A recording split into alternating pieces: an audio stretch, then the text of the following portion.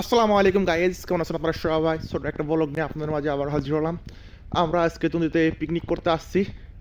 আমাদের গ্রুপ সবাই চলে গেছে, এখন আমি আর মমিন যাচ্ছি। এই মমিন, হ্যাঁ কুবরা গাইজ, আমি শীতের পোশাক টোশাক সবই নিয়ে চলে আসছে, কারণ এখনো হালকা পাতলা শীত আছে।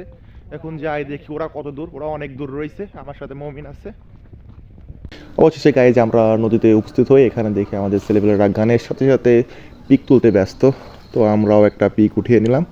তারপরে দেন এখানে দেখি একটা জেলে ভাই মাছ ধরতেছে, তার একটু ভিডিও শ্যুট করে নিলাম। আর আমাদের রিপন তো চাল ধোয়ার জন্য ব্যস্ত, কারণ একটু পরে রান্না শুরু হবে। কারণ আমাদের গোশ রান্না আগে থেকে হয়ে গেছিলো, আমরা লেট করেছি, সেই জন্য তারা এখন ভাত রান্না করবে। আর গোস্ত আগে থেকে রান্না করা হয়ে গেছে, আর রাতুল চাল ধুয়ে নিয়ে চলে আসলো। সো গাইস, ডিজের তালে তালে আমাদের রান্নার ভিডিওটা দেখতে থাকুন।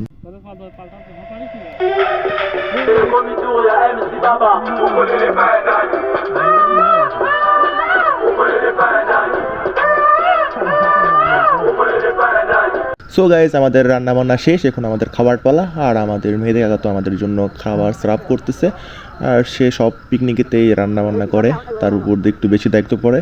আর আমাদের জন্য দইয়েরও ব্যবস্থা ছিল, দইটা অনেক মজার ছিল, না খেলে বুঝতেই পারবেন না। আমাদের পাশের গ্রাম থেকে দইটা কিনা, শিলাইদাহ থেকে। খাওয়া দাওয়া করে দেন আমরা বাড়ি চলে আসি। আজকের ব্লগটা এই পর্যন্তই, সবাই ভালো থাকবেন, সুস্থ থাকবেন, আল্লাহ হাফেজ।